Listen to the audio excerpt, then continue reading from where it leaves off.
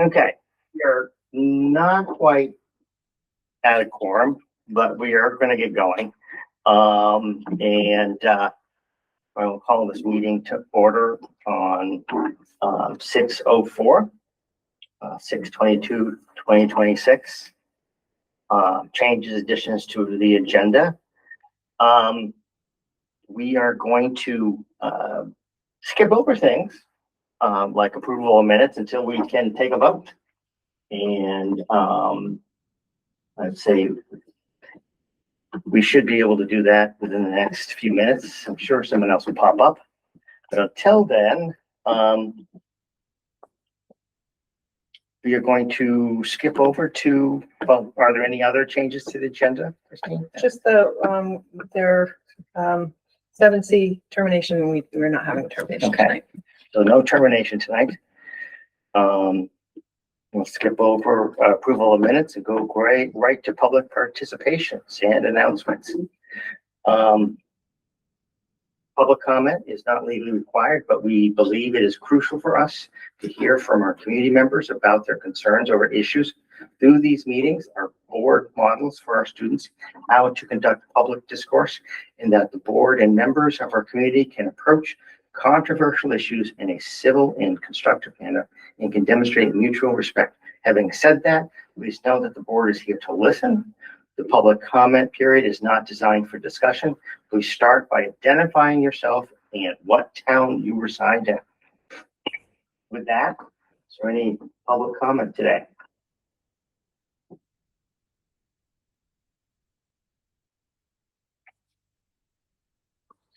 You have some guests online.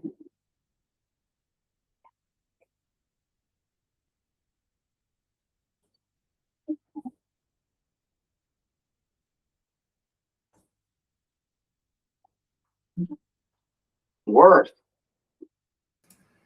Go ahead. Hi. Can you hear me okay? Yes, we can. Great. Yeah, my name is Worth Daly. I'm the parent of two kids at Windsor School, one in the junior high and one in the elementary. And this is my first board meeting, so thank you for inviting us in. And I'm here largely to participate and get informed as much as possible about the budgetary issues that we're facing in the coming months, years, etc. But I think I'll leave my comments for now at that, as I'm getting the lay of the land here. But that's me. Hopefully I'll be in more meetings from here on out. Okay. Thank you, Worth. And as a side note, occasionally when we have budget committees, we welcome community members to join those. So thank you for coming. Is there any other comments from the public? Any announcements from anybody?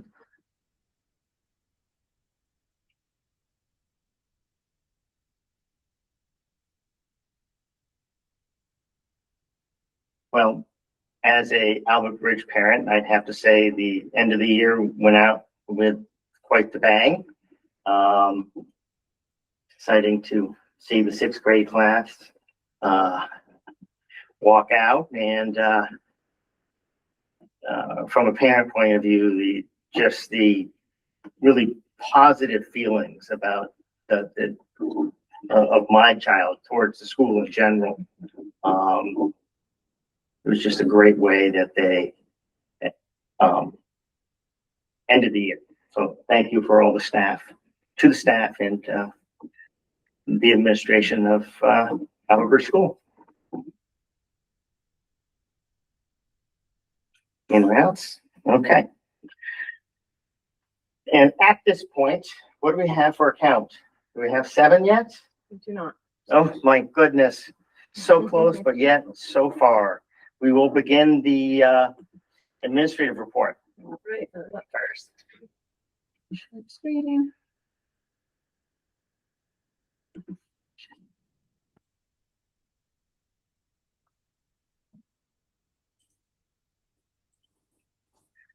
All right, at the end of the year, I just wanted to highlight a couple of, add to what Bill was sharing. We did end the year on a high note with lots of engaging opportunities for our students to shine.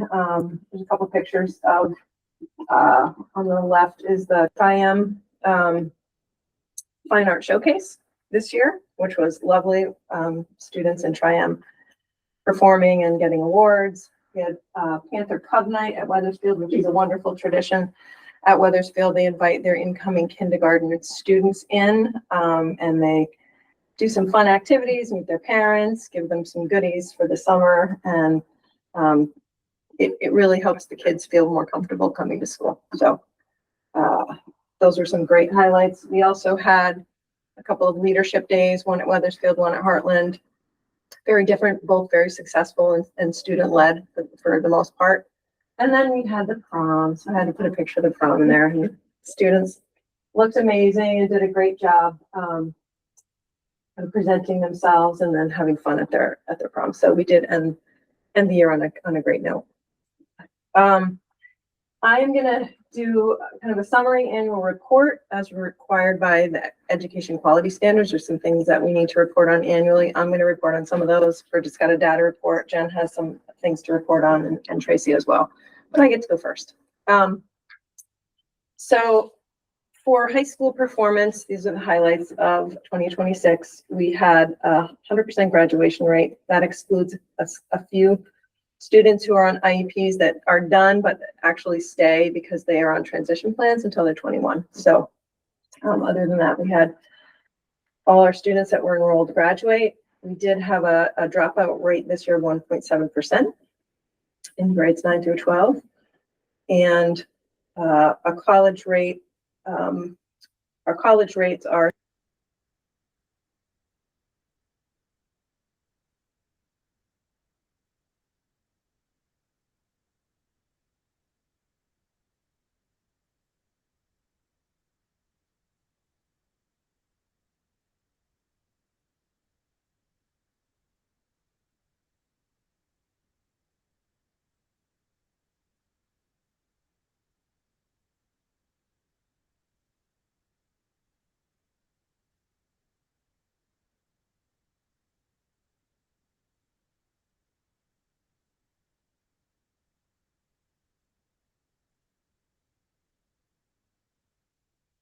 Just make sure. Okay, can you all hear now? I think it's working now. Okay. Okay, I got thumbs up. So 38% of the class of 26 will be attending a 2 or 4-year college or is going into the military.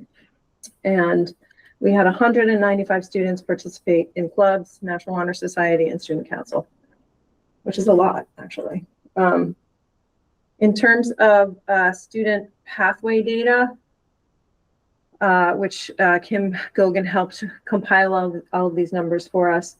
47 students in flexible pathways, 53 students in career tech ed, 103 students who participated in virtual learning, 4 students participated in work-based learning, 56 in service learning and internships, 75 students participated in dual enrollment, and that is CCV courses and Running Start courses, which are taught by our teachers, but we have a partnership with the community college, and students who take those Running Start courses get college credit. They pass the course. So in some ways, somewhat like AP courses, but you don't have to take the test and pass it for it to count, and colleges take the credits because they're already college credits, and sometimes AP courses don't get translated. So 75 students in dual enrollment, 2 in early college, and we had 0 in advanced placement courses because we are not at this time offering advanced placement courses. But it is something we are talking about because it keeps coming up. We don't have to report this, but I thought it was interesting that we had 65% of our students participated in career training opportunities this year as well. So they are busy. For discipline data, this year we had 70 student conduct forms completed. Those are forms of potential HHB filled out by staff or from students to staff. Of those 70, 17 of those were opened as HHB, which is hazing, harassment, and bullying investigations. And of those 17, we had 14 of those cases that were substantiated. We had one investigation and 0 substantiated Title IX investigations, 27 in-school suspensions, and 61 out-of-school suspensions. Can the audience, can you specify what a Title IX is? Investigation? Title IX is sexual harassment under federal law. Okay. Yeah.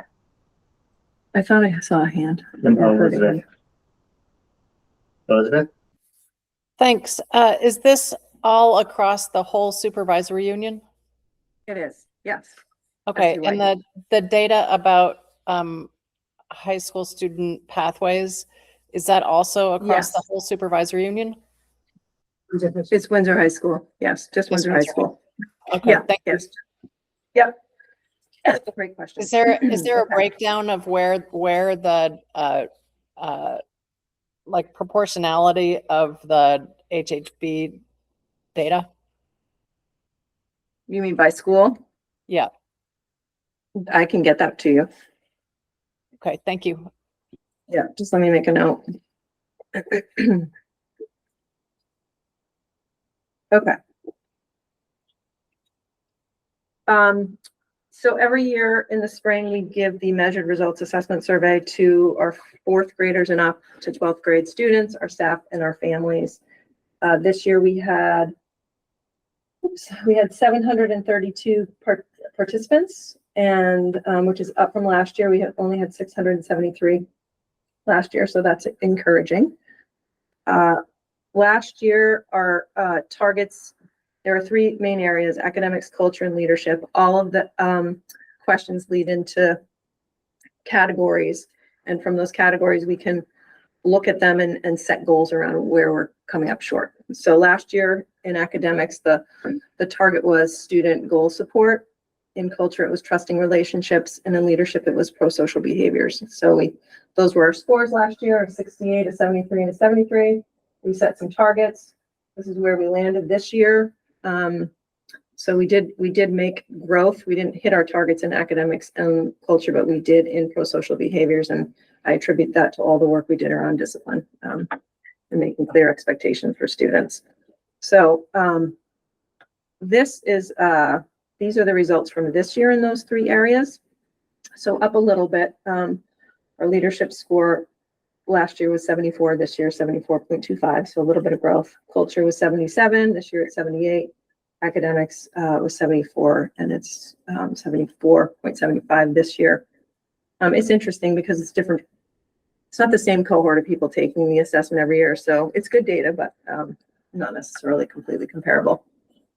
When we dig into the scores in leadership, our lowest area is family and community engagement. We are targeting family and community engagement as a goal next year. So that it really was, that was where we were headed anyway. So it was interesting that the survey data aligned with that work.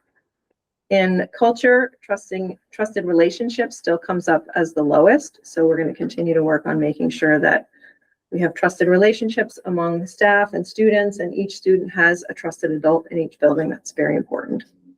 And then in academics, student goal support again came up as the lowest score. So we're working on making sure students understand why goal setting is important, helping them set goals and track their data and celebrate when they make growth. So that was the measured results assessment. We did this year do a middle school culture survey data this spring. It's the first time we've done one. And so I'm going to share some of the results, and then in Tracy's report, she's going to share how we're going to address some of these results. So and what software? we just made this Okay. survey. Okay. How do you output it? Google form. Okay. Google form. Yeah. Okay. And there's probably a better way to Well, do surveys. I mean, like we're manually going through the data. right. I So- use Panorama, and I'm Yeah. not particularly happy with it. Yeah, we've used it before. We're Yeah. happy with it. So we're still looking. Actually, Bridget just shared something with me around a survey that might be easier than our homegrown ones, but here's what the data shows. Somewhat disappointing, not necessarily surprising, but some of it's disappointing to us. So there is a divide in student experience. The dominant track, which is straight cisgender neurotypical males, are having a great sense of belonging and feel safe most of the time. And the other on the opposite side of that, our LGBTQ and our gender expansive students are not having that kind of experience. 65.4% of LGBTQ plus and do not feel a sense of belonging, and 72.7% of our gender expansive students do not feel a sense of belonging, and less than 50% report having a trusted adult on staff. So that's an area that we really need to address. It compounds when you have students who are LGBTQ plus and neurodivergent. So there is a really a very low feeling of belonging among that cohort, and a high percentage of those students are feeling hypervigilant. So they're always on edge, they're always stressed out, and they don't really feel a sense of safety most of the time. Our cisgender female and neurodivergent population. So if you're a cisgender neurotypical female, you report a high safety metric of 78.5. But if you are a cisgender female and you are not neurotypical, the score drops. So we've got some work to do around particular groups and making them feel safe and a part of something in our schools. Similar findings for students that are BIPOC and LGBTQ. So of the out of the multiracial, indigenous, or Black students who also identify as LGBTQ or questioning, 80% of that cohort lacks a sense of belonging in school. So they selected disagree or strongly disagree for feelings of belonging. So here's kind of a quick summary of the data. So these are percentages of students who report having a supportive adult at school by identity group. So there you see the cisgender males really feel connected to someone at school and have an adult they can go to and that they trust. Decrease for cisgender females. The percentages drop when you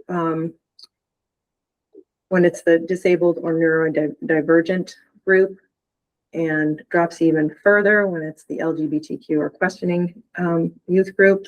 And then at the very bottom, the most at-risk students or feeling students that feel they don't have somebody to go to in the school that they can trust are our non-binary and trans youth. So we have some plans to address some of these gaps that Tracy's going to share. And this is just a summary. So straight cisgender males, high sense of stability, safety, and belonging. LGBTQ, gender expansive, hypervigilance, low belonging, severe institutional distrust. And our disabled or neurodivergent students have feel isolation and they exhibit low daily safety scores. So concerning data. I'm going to move on to the staff culture survey. So this year, at the beginning of the year, we surveyed our staff, and then we surveyed them again this spring with the same survey data. We had 127 people participate in the spring. In the fall, I think we had about 230, so not everybody took it in the spring. But you probably don't recall this, but in the beginning of the year, I shared there were 3 areas in that survey that were areas that were of most concern. One was there's a sense of trust among staff at the school. So in the fall, 57.3% of our staff identified that there's a sense of trust in the school. In this last round, it was only 52%.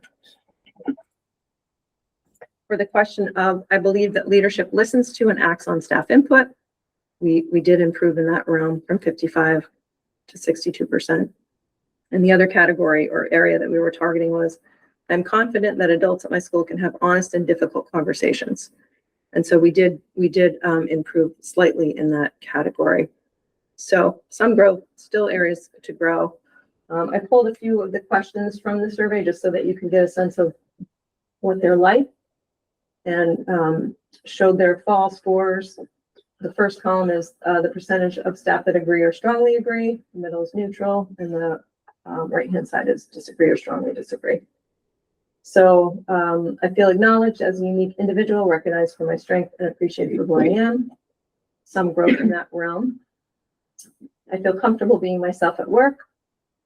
Improved from 72.9 to 80.5%. School leadership fosters a culture of belonging and respect. Some growth in that question area. This school treats staff fairly regardless of identity, race, class, gender, sexuality, ability, disability.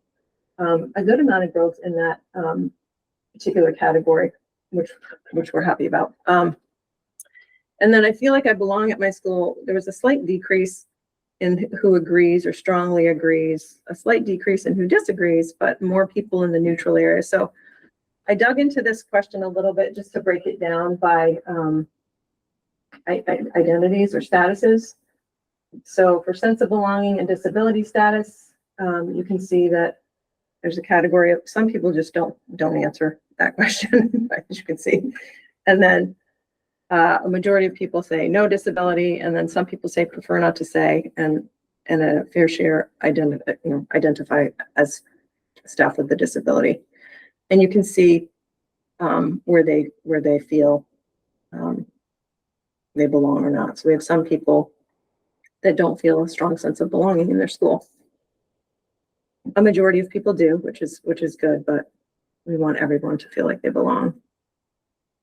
So I can break it down by race. I did kind of cover up some of the categories because the number of respondents was very low, but the data was positive, I will say. Sense of belonging, gender identity, and then sense of belonging and sexual orientation. Tracy and I have been going back and forth, and we're trying to dig into each maybe the real important questions. They're all important, but the highest of importance questions, to break it down this way so we can see if there are groups that we really need to work with to make sure they feel safe and feel like they matter, and that they have trusted people that they work with. So it's really quite fascinating. I would love and we've been trying to use AI, but AI isn't always accurate, I'm finding. So went in and did these by hand, but Tracy and I know that we have to look question by question. And so Bill, if you have a tool that does it for us, No, I don't. love Yeah. to know what that is. Okay, so this is staff turnover. We're kind of all over the place tonight, but I wanted to share some end of the year data. So this is from Jordan. We had 9 teachers depart this year. 5 of those were retirements. One of those was a teacher moving out of state, a different opportunity across the country. 1 was a reduction in force, and 2 found new employment. 1 was closer to home. I think they were both closer to home. For support staff, we have 9 total departures as well. 1 reduction in force, 2 new employment, and I think both of those are staff, or maybe at least 1 staff who got their degree and now have a teaching position within our district, which is great. 2 moving out of state, and 4 are furthering their education. So those are the turnover rates. We didn't have a lot of hiring to do this spring, which was great. So we'll have some onboarding to do, but a pretty minimal amount for next year, which is excellent. And then lastly, I am required by law to report this to you. We spend on our insurance through multi-line Visbit $361,090.66. So SUI, that's all of our districts together. It's a lot of money. But Yes. that is my report.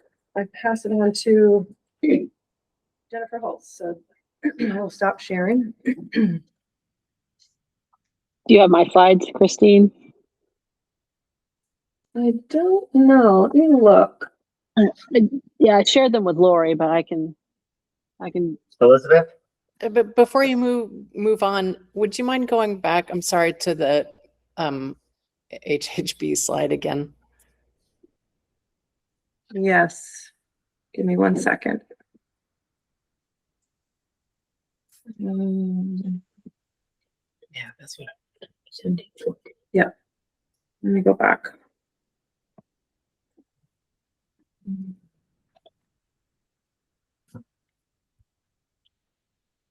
Oops, hold on. This one. No, not this one. This one. Yep. So Yes. if there were 70 student conduct forms completed and there were only 17 HHB investigations and there were only 14 substantiated HHB cases, why were there 61 out of school suspensions? Those suspensions were for a variety of reasons. Yeah. Could be vaping, could be fight at school, could be, I mean, I'd have to dig in, but individual behaviors. So violations of our discipline protocols, students get suspended for a variety of behaviors. Okay, and do all 4 of the schools have in-school suspension? They try if they have the staffing to man it, but that is not always the case. And as you may or may not recall, we had a planning room person at Windsor this year for the fall, and then we didn't. So I think the principals try really hard because we would prefer in school. But if they don't I have really the was staff, just wondering whether those in-school suspensions were across all 4 schools or not. you know, I can check, Elizabeth. I don't want to say for certain, but I believe they all will have an in-school suspension if they can. But I don't want to give you false information, so I want to check to be sure. Thank you. Do that. Yeah. Oh, one more thing. On the next slide, where students have been spending their time, This one? there. Yep. Is Flexible Pathways open to every student? I believe it is. Bridget's whispering yes in my ear. I believe it is. So is virtual in high learning open to every student? Virtual learning, I believe they'll that's- work with Kim. Yeah, that's a Yeah. flexible pathway option. Right. By law in high school, Yeah. flexible pathways have to be an option for everybody. Elizabeth, we tend to, though, if there's a teacher to teach a course and it's a required course, it would be unusual to use flexible pathways unless perhaps after a couple tries, it isn't the right route. Other than that, usually for required courses, it is staff. Flexible pathways is used a lot of times for courses we don't offer and or obviously to meet a personal interest of a student. That's what I was wondering, whether if, for example, we only offer one language pathway, if a student wanted to learn a different language, they have that as an option. That is Yes. true. Yes, and some students do. Yes. Correct. Thank you. Yeah, you're welcome. Okay, Jen Hulse, can you project your slides or not? Yes, I can. Yep, absolutely. Okay, 'cause Lori didn't share them with me. I'm sorry. Okay. That's all right. Can everybody see my screen? Yes. Yep. Okay, excellent. Well, that's a win. Okay, so I was standby. Asked to provide information regarding the Rule 4500 counts for this year and then the number of safety care trained staff across the supervisory union. Remember that Rule 4500 is the restraint and seclusion law, and we have very specific expectations that we need to follow regarding Rule 4500. So as it pertains to young people placed in out-of-district therapeutic settings, we had a total of 38 restraints that were documented. And then within the SU schools, we had less than 10. Yes, Elizabeth. Thank you. Excuse me. Can you give us an idea of, can you contextualize this 38 out of district? Like those are, I assume therapeutic schools, are they? Yes, that's, yeah. And So is that average, or what? Can you just give us some kind of scale for that? So the total number overall of restraints that occurred in our out-of-district placements, which are our therapeutic settings for our most behaviorally challenged young people, we had 38. We have, I believe, at this point, 20 young people placed in therapeutic settings. And these are incidences where there were concerns around safety to self, others, and staff. Not elopements, but primarily physical harm or potential physical harm. So I can't tell you the number of kids that may have had more than one restraint. I would not be allowed to give you that information because it'd be too identifiable. What I can tell you is the total number from the first day of school till last day of school was 38 total for our kids in out-of-district. Can you tell me, have you compared this data to neighboring districts who may use the same out-of-district placements? I have not. I would have no reason to, but I certainly could. The out-of-district placements have to follow the same Rule 4500s that every other public school has to follow. I don't think this is indicative of over restraints. I think this, given the reports that I've read, and I read every single one that comes through, they've all been appropriately administered, and it really comes down to safety of staff, self, or others. I certainly could reach out to other districts if they would be willing to share that information, but I don't necessarily think that they would be inclined to do so. All right, thank you. You're welcome. And then within our own SU, all of our schools, we've had less than 10 Rule 4500s that have come through this year, which is a, nobody likes to consider restraint as part of the public school day. Unfortunately, it is. But I will say this is quite a low number compared to the previous district that I was working in. So I'm very comfortable as you can be with that number. Elizabeth? Sorry, I No just, do you have any idea how many students that represents? It represents all kids in every building. So Rule 4500 applies to every child within the building, regardless of whether they are receiving special ed 504 or other services. So you take our total population grades pre-K to 12 across the district, and we've had 10 restraints this year. It does sound like a small number, but it's not a small number if it's only one student being restrained that many Correct. times. So I just correct, and I can let you know that it is not one student that is being restrained every single time. Thank you. You're welcome. And I think for the audience, it might be good to point out that a restraint is not always hands-on. There are. Well, correct. So we do have escorts, and we do have restraints, and of course we follow the agency rules, and no one puts a hand on a child unless they are trained through safety care, which is the model that we use at the WSESU. But does it also include seclusions? I have not seen any seclusions come across my desk. And what I would say is, again, this number is less than 10, and it is not representative of one student for the less than 10 number. And again, we go through the process, which is de-escalation is our priority. And we try to wait a kid out. We try to do all those things before we have to restrain a child, because again, nobody likes to do that. But if it comes down to safety of staff, self, or others, then we certainly do have to engage in restraint. And looking at an SU at this size, less than 10 is an impressive number. But it is not.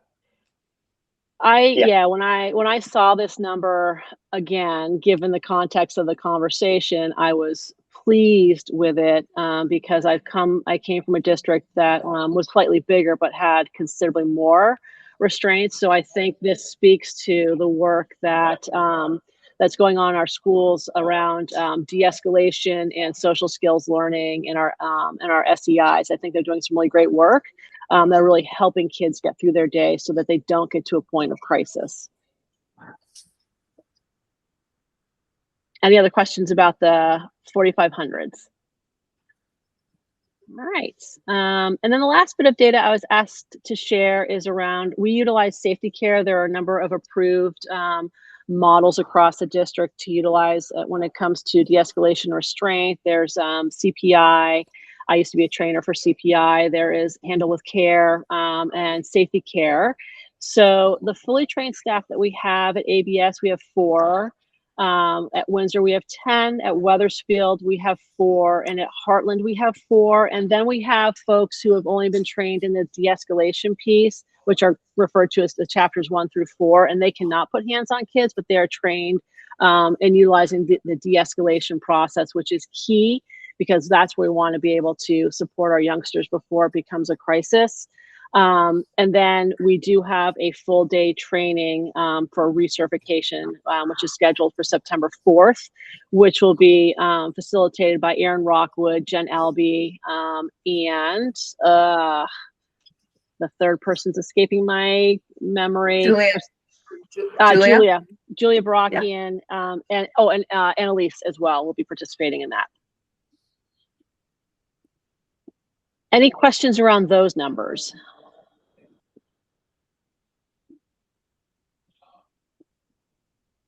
No? All right. That is all I've been asked to share. So I will stop sharing my screen.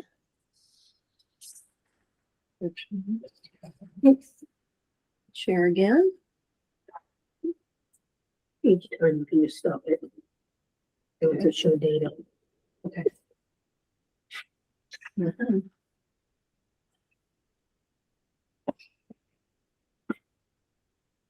Okay, we're ready, Rich? Awesome. Yeah. All right. Hello, everyone, and we're going to share some data, but also reflect on some of the curriculum initiatives of this year and where we're heading a little bit next year, partly as a result of the data. So, first thing we look at in this presentation is early literacy, which we captured through DIBELS, M-Class DIBELS. And what we see with our literacy scores, they were very low in the fall. They were at 35%. They increased to 50 by winter and to 54 by the springtime. So tremendous growth in early literacy. Part of this, well, first of all, hats off to kindergarten because they showed the most growth, and which, if you think about it, some of these children are being exposed to, reading for the first time and literacy skills. And it's sometimes not unusual to see the highest growth, but something's going right with our K classes because they have shown very strong growth. Due to Act 139, we actually focused this year, the teachers, interventionists, and instructional coaches on early literacy. We also participated in a Vermont initiative. So we're, no one is happy until that's 100%, but the growth from 35 to 54 shows the kind of effort being put forth, and we hope that will continue. We have the opportunity, I think, to have some continued partnership with the AOE, which is for next year, which is wonderful. Moving on. Yep, one more. So this is the grades 3 through 5, measured by STAR, reading benchmark scores. Upper elementary reading improved mid-year to 56%. We have noticed third grade, for whatever reason, there's a lot of, in talking to my instructional team leaders, we talk a lot about that. It's a big hop from second to third grade and what's expected. We've noticed that our third grade classes across the SU are not performing as well as the others. So this is pulled down to a degree by third grade. Part of it is that our CKLA program teaches skill work K through 2 as a separate strand. And from third grade on, it's embedded as part of the entire program rather than a separate teaching moment. And next year that will change because this program has come out with a third grade skills sequence, which we've already put into our teachers' hands last month. So they know it's out there and available and we'll be using it. We do think the dropping of skills by this program as a separate strand was a bit too early, and that our third grade needs specific skill work, as the K-1-2 classes have. So we're hoping we see some growth in that third grade group. So that's that one. It's done. So this is middle level, which we tend to have very good scores in.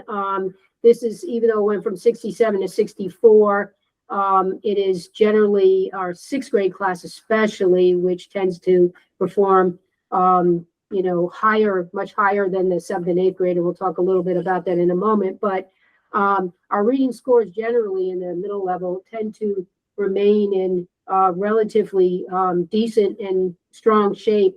Part of this is because literacy is taught in science and in social studies also. So they get this continual vocabulary application.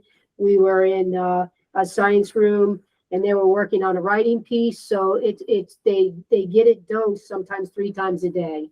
And you just can't beat that, especially around nonfiction reading and what that does. So again, sixth grade being our strongest performance, but overall, students tend to be meeting the benchmark. We've got in the red, a number of those students are on IEP plans and, continue to get support. So overall, that's a strong area. Grade 9. Yep. So we're looking at grade 9. This was a drop. There could be a number of reasons for this. One is that the burnout in testing our grade 9 to Vermont caps in both reading and math. And this test is given a number of weeks after. So I do think there is a slight investment situation there. The good news is that we're still seeing growth, even though they're not moving a level within their level. We're seeing, for example, 62% grew from fall to spring. So they're growing, but they're not growing enough to move themselves out of a benchmark. So the red is also yellow, and we have a number of students that are a question or two away from being in the green. So the question is, how do we push more of those students who are so close to meeting the benchmark to meet that benchmark? And the 9th grade team will be looking at that data. We don't test our 10th graders because they take PSATs. If you were at the Windsor presentation, they had scores for PSAT 10s, PSAT 11s, and SATs. So anyone who wants to see that public is welcome to take a look at that. But we feel like the PSAT 10s are a great, by spring, it's time to get those sophomores not only practicing the SAT, but using that data. So that's what we look at in the spring. This is STAR Math. 48% in the winter and 47% in the spring is not a large difference, especially since the spring test encumbers all of the standards. So it's a harder assessment overall. Overall, we were at 40% in the fall. And so now we're at nearly 47%. So there was growth in our math scores. Grade first, just off the charts for across the SU, which is wonderful, and even grade second. So they were at 35% in the fall, and now they're up in the 60s. So huge growth in our early elementaries. Part of that was Windsor contributed part of that. I don't usually pull out schools, but they began a program called Number Corner, which is a Bridges supplement to encourage fluency. a lot of talking about math and fluency and reasoning. And it's one of the most wonderful things to go and see a classroom where they're doing number corner in the morning. The nice thing about this is we saw these results and now we've got number corner available in all of our schools. So that's a big plus, and they'll be fully rolling that out in the fall. They got an intro this spring with a full rollout in the fall. And teachers were asking for it. They saw what was going on in Windsor in the elementary school, and other teachers from other schools were saying, "Can we get this?" And we made it happen, which is wonderful. So continue to look at fluency, spiral review, whatever your program is. You need both of those to be going on. And I think that the culture, in the classrooms, teachers just say, "Yep, we had spiral review. We want some more work around fluency," and I think that culture, there's been a big shift about this. We will be focusing on math in the fall. So that's, this year we did early literacy.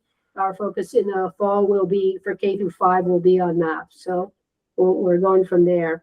And intervention, I can't say enough about that. And again, we've got some focus intervention at all the schools in the fall in math. And we've had very positive results from having interventionists. I can't say enough about the kind of work that they do, the tracking of data that they do through EduClimber. They do very specific progress monitoring, which wasn't in place until this year across all of the schools that's expected. And those results are kept in EduClimber. So really, really good news. So next up. So this is 6 through 8 data. We have a 66% sixth grade proficiency rate in math. Now, if you look overall, we are at 54 in the winter and now at 51. So our sixth grade, quite honestly, has not been an issue across the SU in general. But then when we get to 7th, it drops to 54. And when we get to 8th, it drops to 36.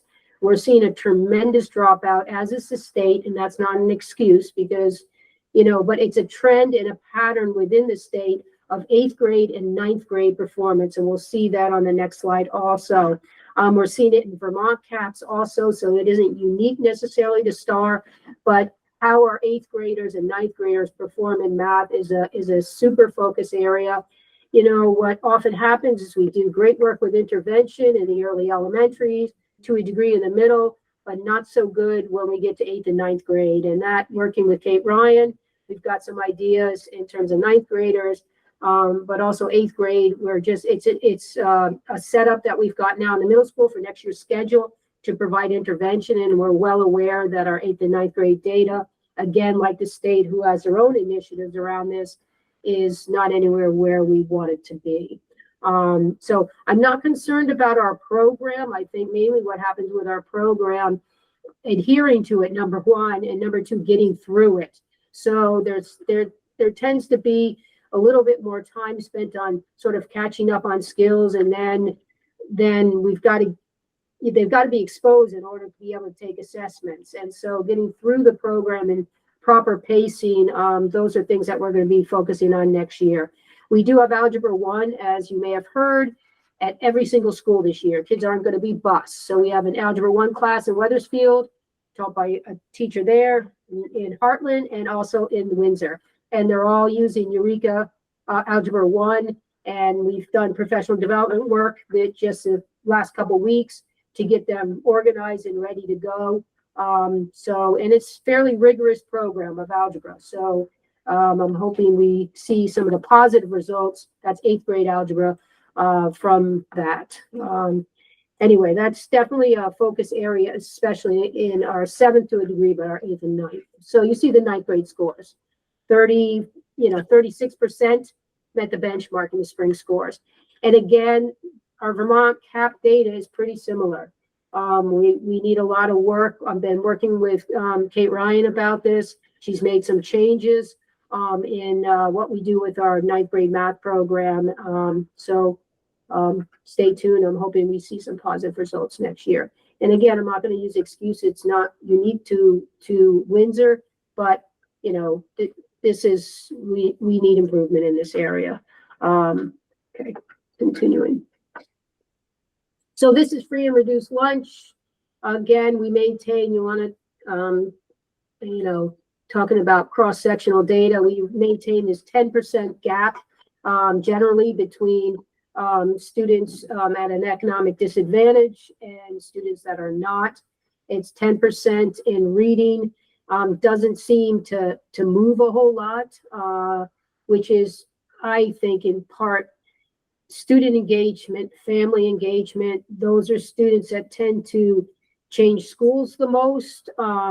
There are also students that can sometimes be disenfranchised with school, certainly by the time they get to high school. So what's driving what, it's unclear, but we're not making as much progress about closing that gap as I would like to see. And as you understand, there's a lot of data behind this data to know who are those kids and what kind of transitions have they had? What is their investment in school? How can we reach out a little better to support them both through intervention and also family support in terms of family engagement? Anyway, that's again, that's all grade levels. So it's not just a high school or middle school issue. And then when you look at it in terms of math, you see the gaps even greater. Again, a lot of the things that I talked about, the disparity has grown beyond 10%. And this is a very interesting statistic I found. Nationally, the racial achievement gap appears to be reducing. Okay, so when we look at race as a factor, the gap between performance tends to be reducing. The socioeconomic gap has not. So where the focus has been, who knows, but the gap remains 34 out of 50 states. The achievement gap continues. And again, some of the issues are what we call chronic poverty issues, including willingness to stay in school and changing school districts and the rest. So something to keep an eye on, both obviously at the national level, but what can we do to support students that are at an economic disadvantage that we're currently not doing, especially in math. The next two slides are students, Bill and I talk about this, that students that are on an IEP, we clearly have an achievement gap. And once again, there's a reason with which we're providing services for students that are on IEP. And when those students begin to demonstrate meeting the benchmarks, they're often move out of services. Hence, we don't see this huge change from, you know, year to year. What is better maybe to dig into, and this is information Jen and I could look at, is that what is the area of disability, and are we seeing achievement gap issues around an area that is not their disability? So that would be very interesting to dig into. Not that reading can't hinder math performance, but if the same group of students are showing difficulty in math performance and it's not a processing thing or something that would generally affect, why is that? And is there something we could be doing? I don't know enough to know until we really would dig into that data. Another snapshot that might be simpler to do is to achievement level of all students who have ever been on an IEP. And then Interesting. Yep. you would get a much wider look at the success or failure rate of that department. Yeah. Not department, but that group of students. Interesting. And it's, you know, speech services are, you know, sort of a different ball game in terms of affecting some areas of literacy, but it's just hard to know, you know, but I like that suggestion, Bill, and I think Jen and I could have a good conversation about that. Yeah. Then you wouldn't necessarily, because I think what's going to happen is if you try to put out a report based upon particular disabilities, your group is going to be too small. Yeah, correct. Correct. Yep. Agreed. It's a great suggestion. So yeah, I guess I'm unclear of that direction, because when we're looking at disabilities, we have comorbidity, right? And so a child with specific learning disability or speech language impairment in particular, that may impact their reading. So I guess I'm wondering what the goal would be, or what if we're digging into data, I would need some clarity on what it is that we are trying to get to. Because we also have kids that have multiple disabilities. They have emotional disturbance or other health impairment or speech language impairment. All those things are very complex, and the adverse effect oftentimes it's either in basic reading or basic math or functional skill. So I think it's a little more complex than just pulling out the data. I think we need, if this is something we want to put our time into, I need a little bit more of a cleaner lens as to what the expectation is and what the data is that we're trying to get to. And I'm not really clear on that right now.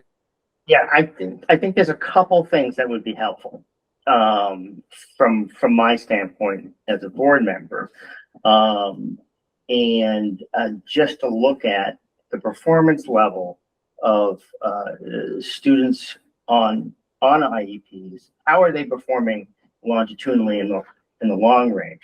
And so if a student had for example, a reading disability, and the special ed instruction, the specialized instruction was extremely successful, right? This sort of breakdown,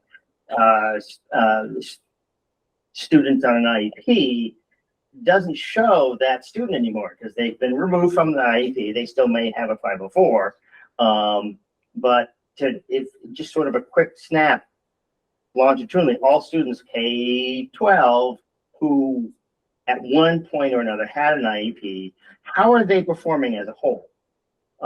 Another good indicator is all students with a reported disability. And so the feds do this in there. So it's either a 504 or an IEP. It's a documented disability. And how are they performing? That just might be, it may not necessarily achieve anything, but I just think it would give a broader glimpse on how Windsor Southeast Supervisory Union is performing with students with disabilities.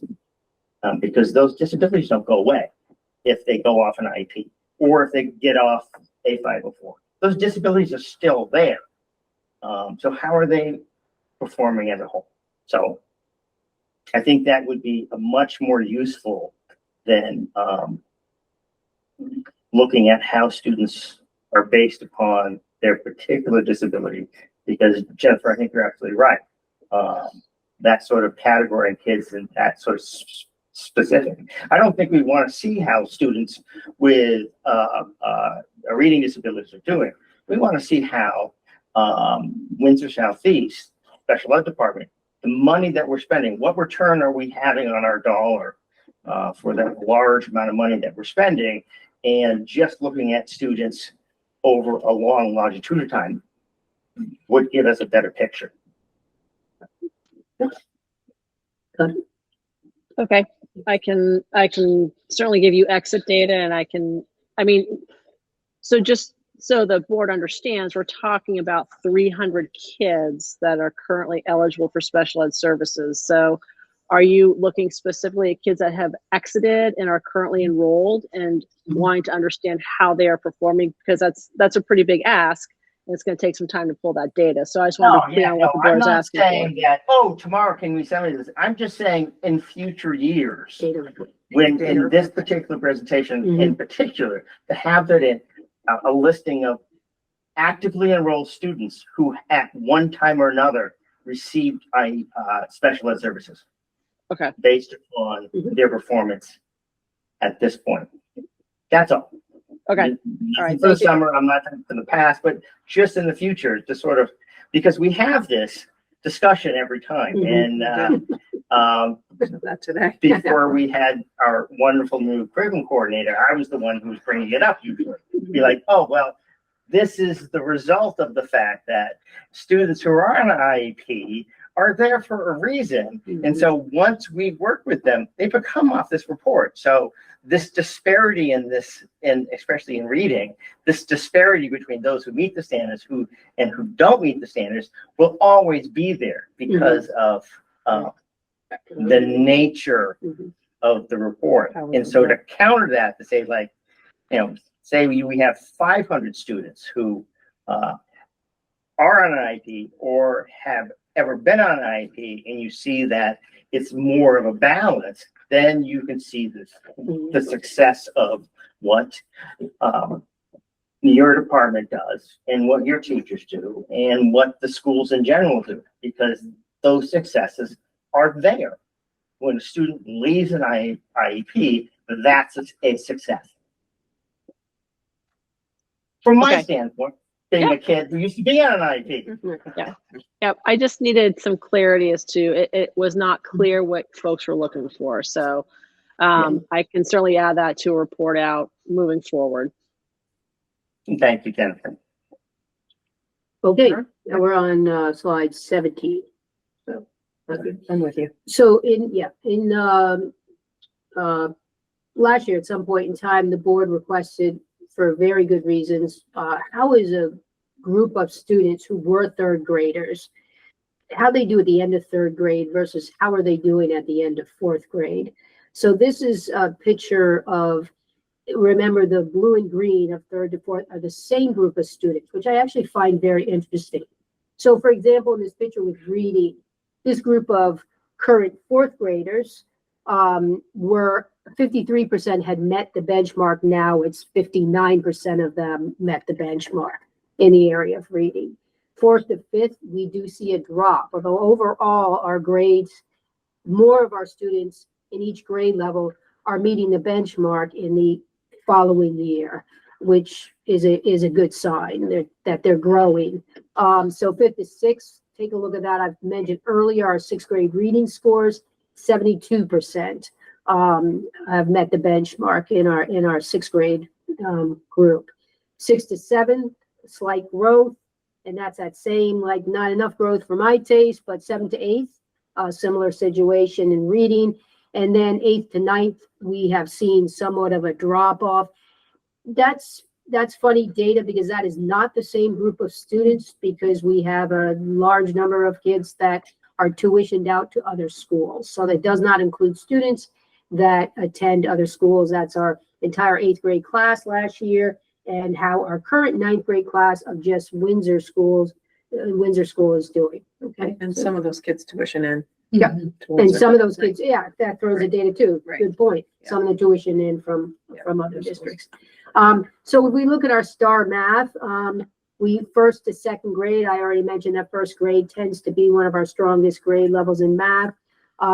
So whatever's happening in our second grade, there's a slight drop in the number of students that are meeting the benchmark. Second to third, we're seeing some growth. Same group of students, third to fourth. Fourth to fifth, growth continues. Take a look at fifth to sixth. That sixth grade program at this point in time in both reading and math is doing extremely well. Sixth to seventh, this is that drop off that I mentioned earlier in the slides. We start to see a decline starting in 7th grade, dropping even more in 8th grade. And again, our 8th to 9th grade data is not really indicative of much, because it's a sort of a different group of students. Nonetheless, remains concerning, as I mentioned earlier. So I think if you were looking at this, you would understand why the 8th to 9th grade, 8th and 9th grade remain a focus in terms of math and what kind of work we need to do. All right, the next set of data, 20 and on, are kind of more interesting, to be honest with you, at the school level. I'll go through it, but you see this exact same data presented in the school reports. But I will mention a few things here. We have a 94% attendance rate. I looked it up. It's 92% nationally, so that was kind of a good number. We have a lot of tardies, but in a way, it's interesting, because remember, it's 7-period day in the high school. Most of these are from the high school. 7-period day times how many students, and then you realize that those numbers can go if a child is rolling into class late, say even the same kid numerous times, that data quickly gets pushed up to the number of tardies. I think it's like 3 tardies, and it's counted as you do detention or something. So it's not like they're allowed to do this, but they are reported, and that's good news. But it is high school that is the highest. Not surprisingly, middle school is second, and elementary only gets measured for tardiness the first period of the day. So just to keep that in mind, because once they're there, they're safely there, and there's not usually other than first period being late for first period, not usually any measures after that. So just keeping that in mind. On slide 21, these are logins per session. We had a slight decline for a while. Then spring hit, so it popped back up, and so these are the average logins in session per day. It's interesting, September and October are our highest. I think I echo Christine's thought that we've got a very clear behavior matrix now, and I do think it's affected behavior in a positive way, clear consequences and the culture of the school. So no matter what, we never reached our September, October login numbers, and I think that's a really positive sign. I think students are much more aware of the behavior matrix as our staff, and I think it does affect the climate and culture of the school in a positive way. Most dashboard shows you once again, as it does at the school levels, most of our behavior incidents are in the classroom, and with a few other areas like the playground sort of standing out as the next, what we call unstructured play areas, not surprisingly, or hallways. So none of this changed much from when I was a child. Doesn't make it right, but just awareness. And a lot of those, just so you know, these also can be minors. Like if you look onto the next slide, actually this is time of day, middle of the day, lunch period, recess period, hungry on their way to one of these. It tends to concentrate a lot in the middle of the day when we have more unstructured time. But it's this one that I found interesting. It's disruption, disrespect, defiance tend to be the highest. So we call it the 3 Ds, right? So that's classroom behavior, and teachers are trying to set norms in their classroom, and some things are just not okay. And so logins around those 3 working to shape behavior are not unusual. They're usually classified as minors, so they're not suspendable. They're not in school suspension, but they might get a log entry, and parents are contacted, and it might be a little time in the buddy room or whatever it happens to be. But I would say most of those are absolutely categorized under what we call the minor category, not a major category. So, yep, that is my report. I do want you to know next year, I mentioned the elementary level focus on math and some of the universal design for learning. So UDL practices around math, not to mention fluency and just looking at our achievement data. Also 8, 9, concentration on math, not so much in our professional development work, but what we're going to do within the school system itself. But advisory and swarm, those are our focus for middle school next year, around personal learning plans, because it's a state requirement. What are they? How do we get them more uniform? How do we get them more useful? Making connections in advisories, having, we're going to do some training around restorative practice, not around you are bad and now do restorative work. It's around restorative circles. How do we encourage trust and building relationships within those advisories and swarm?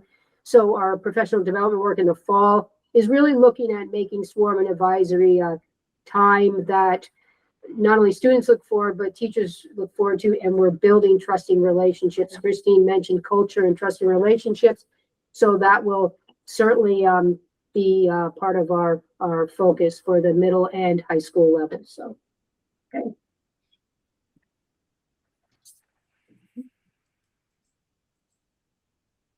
Tracy. One more. All right, here we go. All right. Okay. So some of what you're going to hear me say, I think aligns a lot with what you've just heard. And I just want to echo some comments like Christine had shared. Some of the findings in our culture survey, are pretty alarming. Also, like some of what Bridget just shared, right, is like some of this is not unique to us at Windsor, right? But these are part of some bigger patterns that we're seeing. So I think that context matters in how we're talking and thinking about all this. So, one thing that we've really been trying to do this year is get better about asking who's missing and why. This is part of a practice in using an equity filter, right? And we're not just talking about, you could use this in so many different ways, but part of it is thinking about, I found this quote from a sociologist, and he said, neither the life of an individual nor the history of a society can be understood without understanding both, right? Like we are all in this moment in time where we're being influenced, impacted by the context that we are currently living in. Right. And so this is how I've been sharing out any of the reports that I've given you all, is looking at individual, cultural, institutional, right? These are nested parts of our context in the system that we are living in. Whether we're using this to look at oppression, whether we're using this to look at prevention, like the Vermont prevention model, it always comes back to looking at these different levels of how things are happening, right? We as individuals don't exist without the layers of policy and culture, right, that we find ourselves in. And so this was something that I had shared with you all originally when we were talking about what racism is, right, and how racism shows up. But you can apply this to any sort of isms, right? It's, again, thinking about there are policies and practices at the institutional level that keep those things in place, the cultural narratives and norms, right? Like we wouldn't be able to create policies if we didn't have certain cultural narratives and norms. And then there are the ways that we hold on to individual beliefs and behaviors that may even unintentionally perpetuate different patterns that we see. So it's like we've really got to factor in all these levels when we think about how we are becoming aware of what's happening, especially nuances around identities in our schools, and also how we are creating interventions. So this is just an example, right, of how we see this at play. We can think about all the headlines, or especially targeting transgender folks, right, that we have seen, especially in the last couple of years, which on the right, you can see it's like how these narratives ultimately impact people's risk, right? We know that Black trans women are consistently under threat, right? Are the ones who are also impacted most by not just these narratives, but these narratives become policies. So this is just a snapshot looking at anti-trans bills. We know that these are showing up across our country, right? And especially look at how many more of these policies have been introduced in the last couple of years, right? Versus 10 years ago. And so it's like, why is that happening? Why is that happening? Here's a snapshot of just state bills that have been introduced, anti-trans bills, and all of the different ways that these are looking at educational systems, rights to gender affirming care. So the point of this, right, is all of these things work together. Narratives, holds, policies in place. All of these things exist and also ultimately impact individuals. This was something that I found, which I thought was kind of fascinating. And so what you're looking at on your screen, this was a study that was done looking at 58 different groups of people who have been marginalized, stigmatized over the last 100 years. And so all the different colored lines are showing how many different negative words and associations were directed toward a particular group, right? One of these 58 groups, which the 58 groups include groups like transgender folks. They include different religions like Jewish or Muslim. They include different races. They even include homeless, right? It's like looking at the negative associations that have been paired with different identities over the last 100 years. The black line that you see is the average of those associations, which you can see is below 0. So essentially what this is saying is that negative stigmas, negative word associations with specific groups of people over time have not changed. So it means that like we are not moving the needle when it comes to the kinds of narratives that we are talking about people, right? And they are going to continue to create these systems of impact and oppression as long as those narratives don't change. I thought this was, I mean, it's like, what are all the things that holds this stuff in place? And it's no surprise, right, if these are what the patterns are doing, if this is what is happening around us in the context that we live in, right? And this is basically a quote from this article that's just saying, like, if we don't do anything to actually address these underlying motivations to stigmatize groups, like, nothing's going to change, right? We're going to continue to keep reinforcing these patterns over time. So it's not surprising, right, that we are seeing in our schools from the recent culture survey that gender expansive youth reported to have a 0% belonging, right? I mean, we don't have to we can ask, like, why is this happening? Why are they missing? Why are they missing this experience of belonging, right? And we can't ask that question without also taking into the context of everything that is happening around us, including in our schools, okay? So just for some context there. So it means that when we think about what do we need to do to address this, we have to always be thinking about these different levels, right? Individual, cultural, and institutional, which we do. So some of the ways that we are going to be, continuing to build our capacity on all of those levels. One is continued relationship and partnership with Outright Vermont next year. So we had a cohort of school counselors and social emotional interventionists and some folks who were part of a cohort this last year, building capacity to think about how we are supporting LGBTQ plus students in our schools. So we're going to continue to work with them, and the hope for this year is that we're going to work on more of a leadership team level. So build the capacity of us all as administrators and leaders in schools so that we can support the systems and structures, right, in response to what we're seeing in our culture surveys, okay? The other partnership that we're going to continue is with Up for Learning. And like Bridget was just mentioning, a lot of this is going to be working with them to support capacity building for adults in restorative practices, how this can be integrated within their classrooms, even if they're talking about academics, right? How can you have a circle where you can talk about math, or a way of debriefing, a way of building relationships and community, and hoping to get at the distrust, right, that some students are feeling with not even having one adult who they trust in schools. So this is going to be a combination partnership with Up for Learning, again, restorative practices. They also do a lot with youth participatory action research. So the high school students, yeah, you all had high school students who've been working with Up report out to you about the culture survey that they were doing in the high school. So that work will continue, but we're going to add middle school into the mix too for this partnership next year. And so we're going district-wide, and it has a lot to do with youth-adult partnerships. Y'all can see these slides later. There's not a whole lot to them, but other than just saying, like, we're going to have 3 district-wide in-service days where all middle school and high school staff are going to be learning about how to integrate restorative practices in their classrooms. Bridget and Christine and I had a great conversation about a week ago with Up for Learning, talking about how we can really hit the ground running with these trainings and practices. We are going to also have 2 SU-wide middle school conferences or gatherings, right, with a particular group of students, which may also overlap with the Leader and Me Lighthouse teams that we've been working with over the last few years.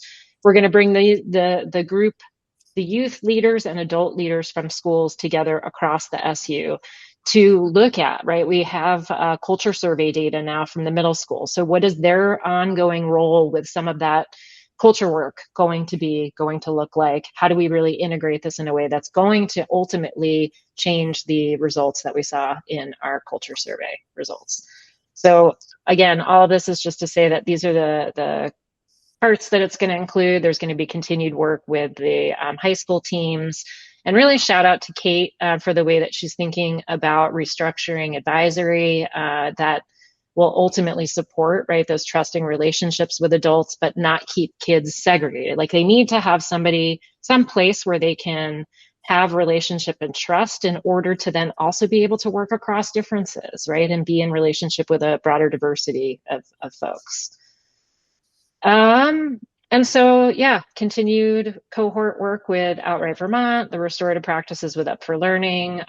We also have mentioned before some of the work that we're doing to look at, right, our curriculum is like, what are the narratives that are present in our curriculum? What's missing, who's missing, and why? And also looking at implementing our policies and procedures. But again, thinking about that whole nested context of institutional policies, practices, stories, narratives, and individual personal level and all that. Okay, I think I did it. And Elizabeth, I see your hand. And then I'll share this one last thing. Yes. Thanks, Tracy. I wonder whether, if you said it before and I missed it, I apologize, but I didn't hear you say whether how much of this is required. Oh, It is, and that's like shout out to, Bridget, Christine, our leadership group for really thinking about this is going to be part of in-service. Of in-service days. We have 3 in-service days that'll be September, October, and January, where middle and high school staff are going to be required to participate in that learning. Excellent. Thank you. Yeah, yeah. And we were also talking about too is like, are there ways between those in-service trainings, right? And appreciate Bridget, appreciate you and how you're always bringing up accountability, right? Is like, what are the things that we can be asking staff to do even between those in-service days? And so I think we're going to have some good specific things to hold folks to. Yes. I've got one more question. Yeah. Is any of this going to be offered to non-teaching staff?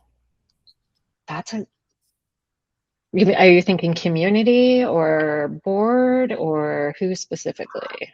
I'm thinking about other staff members who are not necessarily teachers. Support staff. Yeah, I think that's the plan, right? I mean, I'm looking around the room too, Bridget. I mean, I know, what are your thoughts on that? I thought we talked about like all middle and high school staff, but maybe. I believe it is. I got to double check with Jen, but I believe that certainly a number of those days, the support staff is participating in the exact same training. Yeah. Yeah. Okay, thank you. Yeah. And just the last thing I wanted to close with, I don't know if folks are familiar. Oh my God, why am I totally spacing on their name? Elliot. Somebody who could, thank you. Thank you. I'm like, it's so small on the screen, I can't see it. Elliot Page, yes. Who is they're an actor, they're transgender, they're open about being transgender, and they said they think the sense of growing up as a queer kid and feeling alone, because you feel you're alone, even of course, in retrospect, if you are not. This feeling of exclusion, right? I think that speaks to some of the results that we saw in our culture survey. They also have this new movie out that's called Second Nature, which is a documentary, and I don't think it's a spoiler alert to say that they've said that like there are over 1,500 animals in the animal world who are very gender expansive. Like this is more like an aspect of. Anyway, I'm interested in watching this. I don't know if anybody has seen this, Elizabeth. I don't know if your comment is specific to Second Nature, but I'm looking forward to just learning and like what are the narratives that I have held about these binaries and how much can that be challenged when I learn about how much more expansive. I just had a conversation with one of my kids about not this movie, but about the variances in the natural world. And we both pointed out that there are 1,500 species that have variances of sexuality and that they're not shunned by other members of those species. Yes. We're the only species that shuns. Yeah, which is such a curious, it's like, why, who is missing and why? Like, who is missing and why? So thank you for that. Okay. That's all I got. Thanks all. Thank you, Tracy.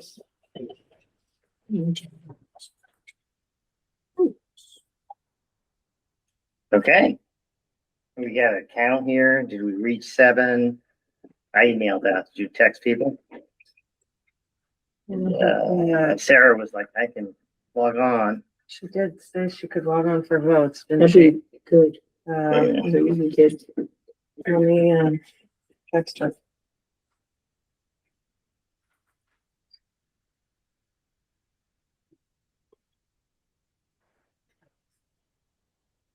At least for the new hires. That'd be Yes. really helpful. Yes, that's really what I'm And was it? most concerned with. That's just kind of Can I just have a look for 5 minutes? Yeah. 5 minutes, okay. Trying to see what we got. Who else is not here? I can text. Sean is not here.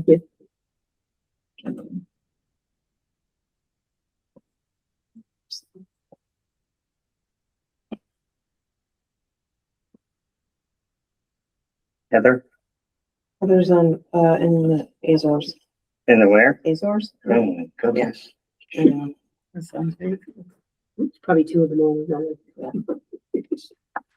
Oh, good time change. Anne Marie's here.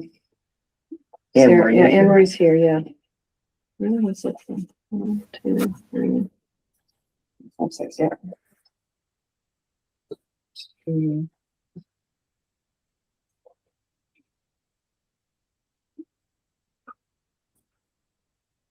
Sorry for the pause, everybody. We're just, what we have left on the agenda, other than setting the next agenda, which we will do shortly, is, who's on? I'm gonna call John. Okay. Go ahead, sorry.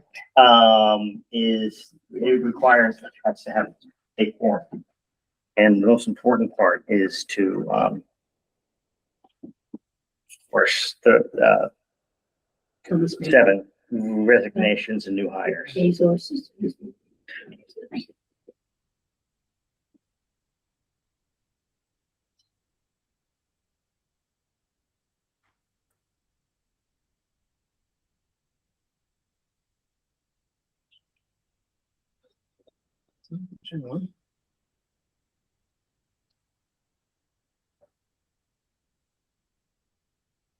What did Sarah say? Should we try to log on? Yes. And end?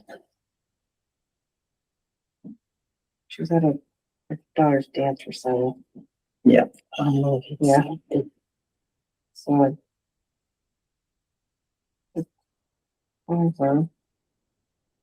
That may interrupt their dance recital. It's rehearsal. It's rehearsal. It's rehearsal? Yeah. Oh. Could you just do it from the phone? Yes. Yeah.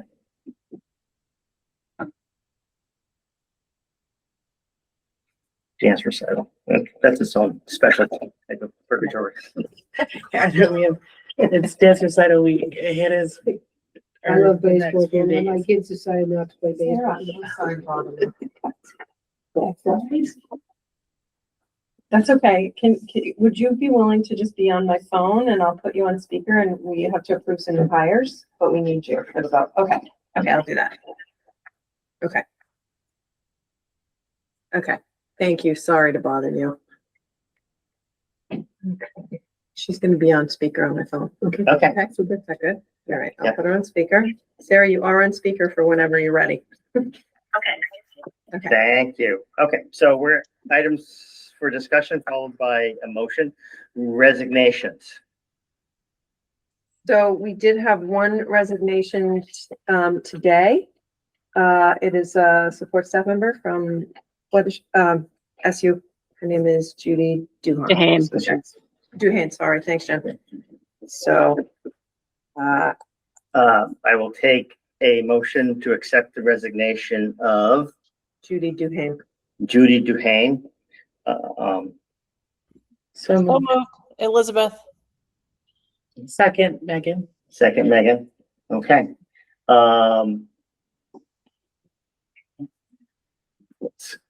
Let me get to my list. I'm sorry. This is probably should be around the head. Elizabeth, how do you vote? Aye.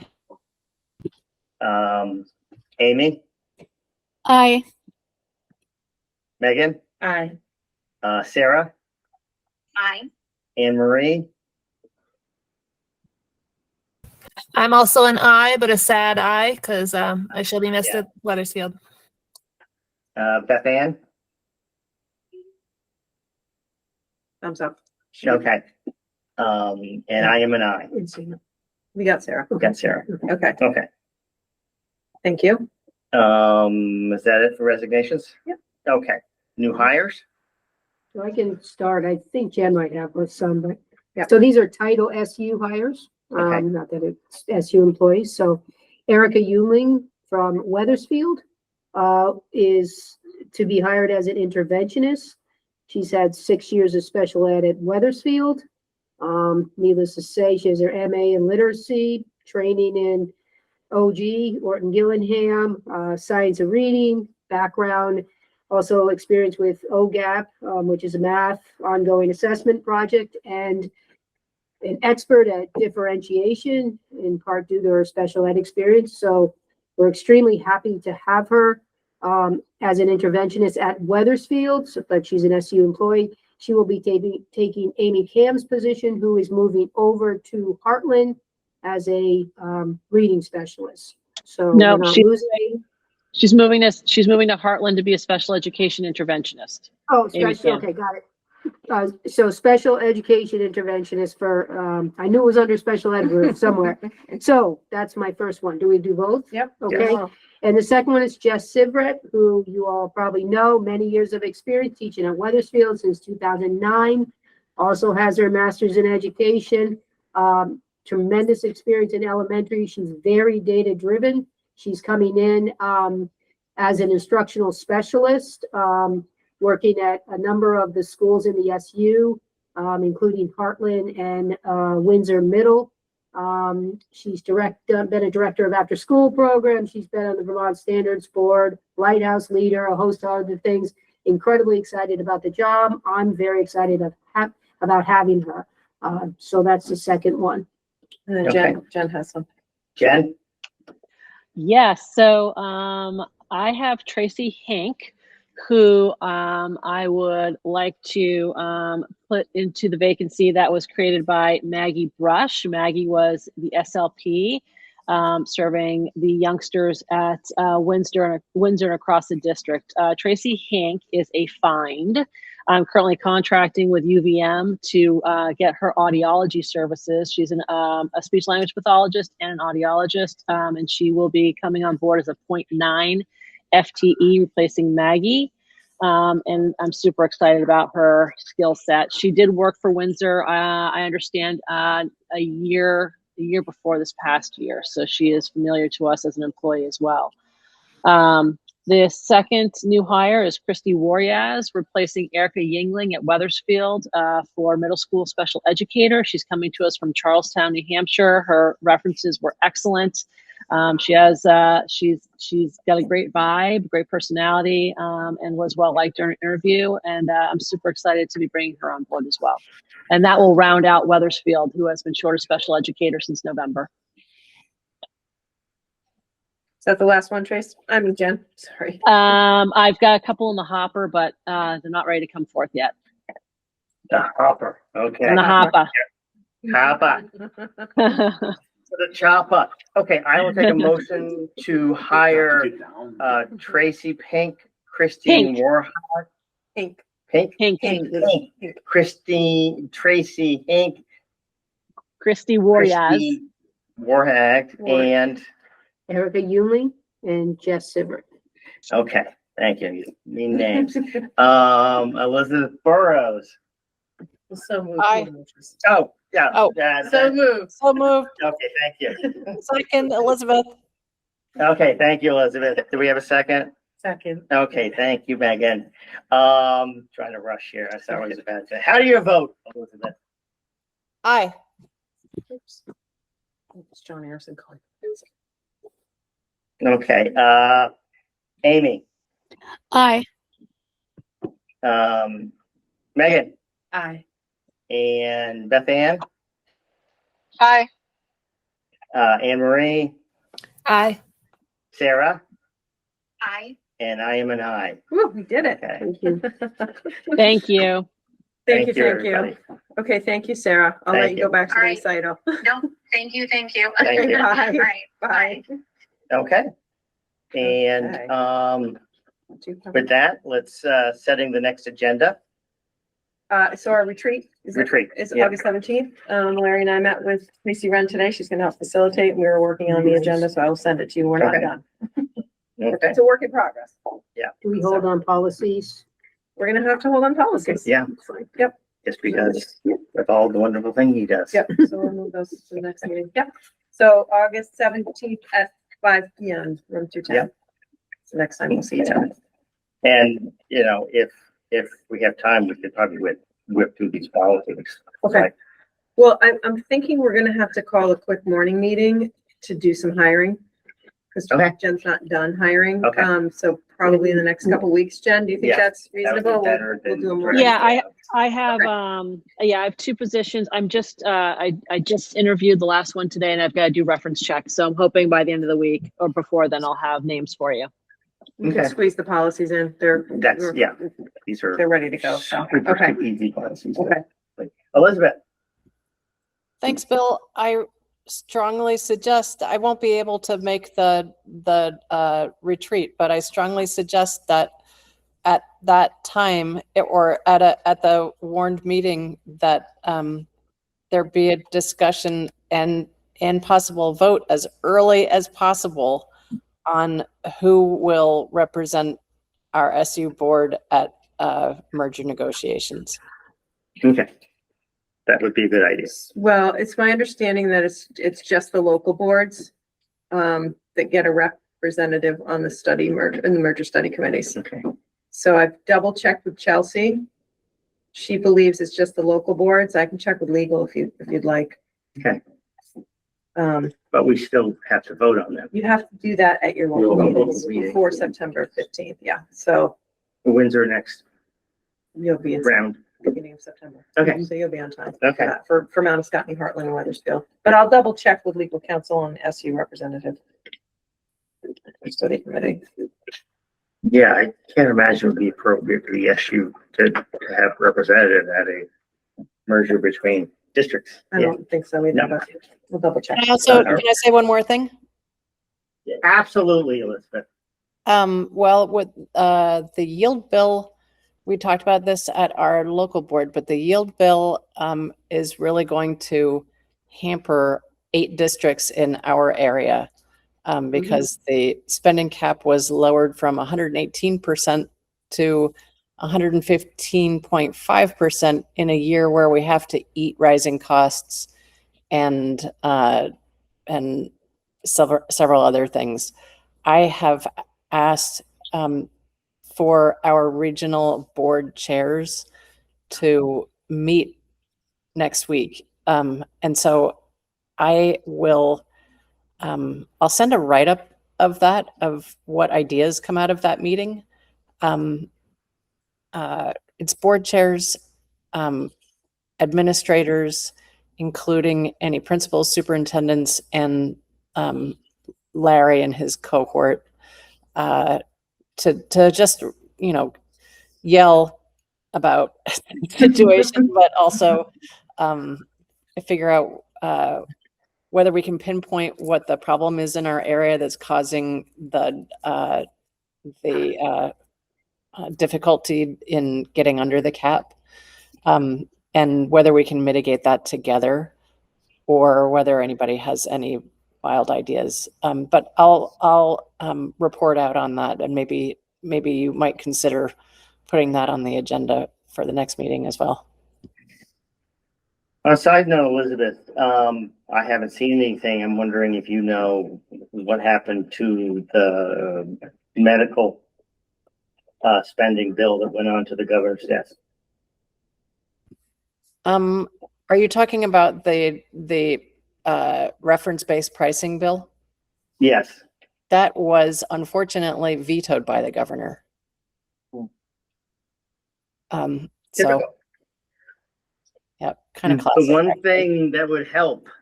One thing that would help. Let's just veto it. Okay, sorry. Yep. Okay, I can't take a motion. Okay, Great. everyone have a great night. Thank you. Yeah. Oh, one more Sure. thing, just as a Sure. footnote announcement, and that is that the Lace Up for Laura fundraiser in honor of Laura McNaughton is this Saturday in Perkinsville. Thank you. It's a great time, and be sure to stick around afterwards. They have a raffle where they give away a lot of great prizes. I'm signed up, so if you want to see me hobble all the way through. Thank you, everybody, for coming, especially our community members. I appreciate your presence. So thank you. All right, stop recording.